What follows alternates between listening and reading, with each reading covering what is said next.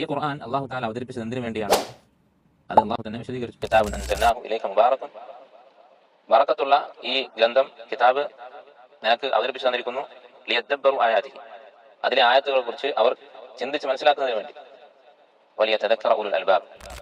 അപ്പോൾ ഖുർആൻ അവതരിപ്പിച്ചതിന്റെ അടിസ്ഥാന ലക്ഷ്യം ഇതാണ്. ഖുർആന്റെ ആശയങ്ങൾ അതിനെക്കുറിച്ച് ആഴത്തിൽ ചിന്തിക്കുക. തദബ്ബുർ എന്ന് പറഞ്ഞാൽ അറബിയിൽ ഒരു വസ്തുവിന്റെ അറ്റം, അതിന്റെ പിറകുവശം എന്നൊക്കെയുള്ള അർത്ഥത്തിൽ ദുബുർ എന്ന വാക്ക് ഉപയോഗിക്കും.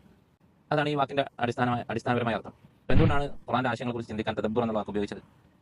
ഒരു വാചകം നമ്മൾ വായിച്ചിട്ട് അതിന്റെ നേർക്കുനേരെ കാണുന്ന അർത്ഥം, അതിൽ കവിഞ്ഞ അതിനപ്പുറത്തുള്ള ആ വാചകം ഉൾക്കൊള്ളുന്ന സൂക്ഷ്മമായ അർത്ഥങ്ങൾ പോലും ചിന്തിച്ച് മനസ്സിലാക്കുക, ഉൾക്കൊള്ളുക. അതാണ് തദബ്ബുർ എന്ന് പറയുന്ന വാക്കിന്റെ അർത്ഥം. അപ്പോൾ ഖുർആന്റെ നേർക്കുനേരെയുള്ള അർത്ഥം പഠിച്ച് മനസ്സിലാക്കുന്നതിനപ്പുറത്ത് ഖുർആന്റെ ഓരോ ആയത്തും എടുത്ത് ആഴത്തിൽ ചിന്തിച്ച് ഇത് എന്തൊക്കെ ആശയങ്ങൾ ഉൾക്കൊള്ളുന്നുണ്ട് എന്ന് പരിശ്രമിക്കാനാണ് അല്ലാഹു തആല ഇവിടെ പഠിപ്പിക്കുന്നത്. അതിനുവേണ്ടിയാണ് ഖുർആൻ അവതരിപ്പിച്ചിരിക്കുന്നത് എന്നാണ് അല്ലാഹു സുബ്ഹാനഹു വ തആല പറയുന്നത്.